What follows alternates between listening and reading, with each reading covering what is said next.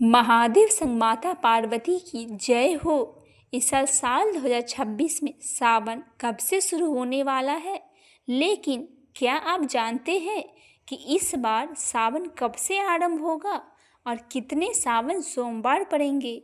आखिर सावन के पूरे महीने में महिलाओं को कौन कौन से शुभ कार्य अवश्य करने चाहिए, जिससे भगवान शिव और माता पार्वती की कृपा बनी रहे।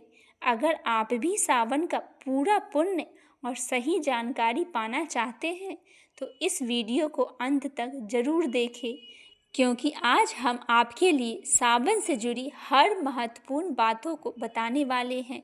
आइए जानते हैं विस्तार से। भगवान शिव के प्रिय मास सावन का पवित्र महीना 30 जुलाई दिन गुरुवार से शुरू हो रहा है और इसका समापन 28 अगस्त दिन शुक्रवार को सावन पूर्णिमा के दिन होगा। हिंदू धर्म में सावन का महीना अत्यंत शुभ और पुण्यदायी माना जाता है। इस पूरे महीने में भगवान शिव और माता पार्वती की विधि विधान से पूजा अर्चना करने से भक्तों की मनोकामनाएं पूर्ण होती है और जीवन में सुख शांति और समृद्धि का आगमन होता है।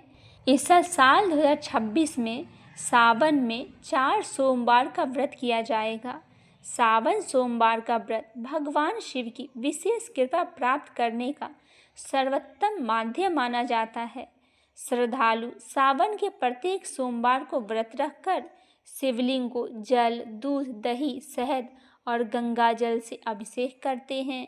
बेलपत्र, धतूरा, भांग, आक और सफ़ेद पुष्प अर्पित करते हैं। उन पर भोलेनाथ शीघ्र ही प्रसन्न होते हैं। साथ ही कुंडली में सभी ग्रह दोषों का अभाव दूर हो जाता है और शुभ फल की प्राप्ति होती है। सावन में पहला सोमवार होगा 3 अगस्त को, दूसरा सोमवार का व्रत रखा जाएगा 10 अगस्त को, तीसरा सोमवार का व्रत रखा जाएगा 17 अगस्त को और आखिरी सावन सोमवार का व्रत रखा जाएगा 24 अगस्त को। सावन का महीना विवाहित स्त्रियों के लिए बेहद खास माना जाता है। इस महीने में महिलाएं शिवजी की पूजा करके अपने पति की दीर्घायु का आशीर्वाद प्राप्त कर सकती हैं और अपने लिए अखंड सौभाग्यवती रहने का सुख प्राप्त कर सकती है। शास्त्रों में सुहागिन महिलाओं के लिए सावन से जुड़े कुछ नियम बताए गए हैं। आइए जानते हैं क्या है ये नियम और क्या है खास बातें।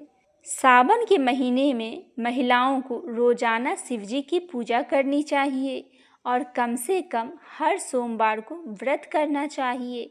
रोजाना सुबह स्नान के बाद शिवलिंग पर जल चढ़ाए और उसके बाद पंचामृत से स्नान करवाए, फिर अक्षत, फल, फूल चढ़ाए। भगवान शिव की पूजा में सबसे जरूरी माना जाता है बेलपत्र। बेलपत्र के साथ भांग और धतूरा भी शिवजी को अर्पित करें। सफ़ेद चंदन चढ़ाए, फिर उसके बाद भोले बाबा को सफ़ेद मिठाई की भोग लगाएं। अगर आप रोजाना यह सब नहीं कर सकते हैं तो शिवलिंग पे जल अवश्य चढ़ाएं। इसके अलावा हर सोमवार को विधि विधान से शिवजी की पूजा अर्चना करें। हरी चूड़ियाँ पहने। हरा रंग खुशहाली के साथ साथ सावन का प्रतीक भी माना जाता है। इस मौसम में चारों ओर हरियाली बिखरी रहती है और प्रकृति भी हरे भरे पेड़ पौधों की हरी चादर ओढ़े रहती है। इसीलिए हरे रंग को खुशहाली से जोड़ कर देखा जाता है। इस महीने में सुहागिन महिलाओं को अपने हाथ में हरी हरी चूड़ियाँ जरूर पहनने चाहिए। काले कपड़े सावन में ना पहने। जहाँ तक संभव हो तो सुहागिन महिलाओं को सावन के महीने में काले कपड़े नहीं पहनना चाहिए। काला रंग अशुभता का प्रतीक माना जाता है और कहते हैं यह रंग सुहागिन महिलाओं के लिए नहीं होता। सावन के महीने में विवाहित महिलाओं को पैरों में बिछिया, पायल जरूर पहनना चाहिए। मान्यता है कि जो महिलाएं सावन के महीने में छन छन करने वाली पायल पहनती हैं उनके घर में भोले बाबा और पार्वती माता स्वयं पधारते हैं। इतना ही नहीं, ऐसी महिलाओं को साक्षात लक्ष्मी का रूप माना जाता है।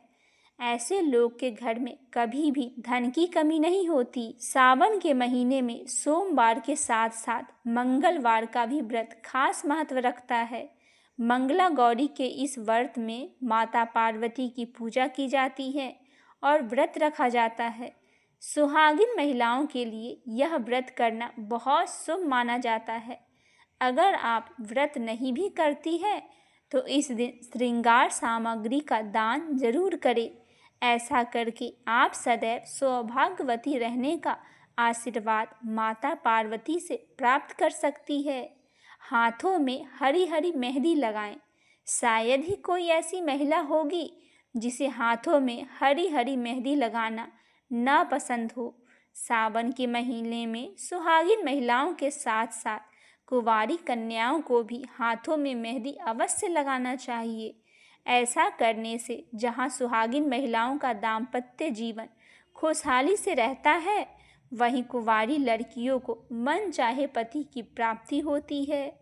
सोमवार को भजन कीर्तन जरूर करें। सावन के महीने में सुहागिन महिलाओं को हर सोमवार को शिवजी और पार्वती जी के भजन करने चाहिए और सुखी रहने का प्रार्थना करनी चाहिए। भगवान शिव और माता पार्वती थोड़ी सी पूजा करने पर ही अपने भक्तों पर प्रसन्न हो जाते हैं और उन्हें सदैव सुखी रहने का आशीर्वाद भी देते हैं।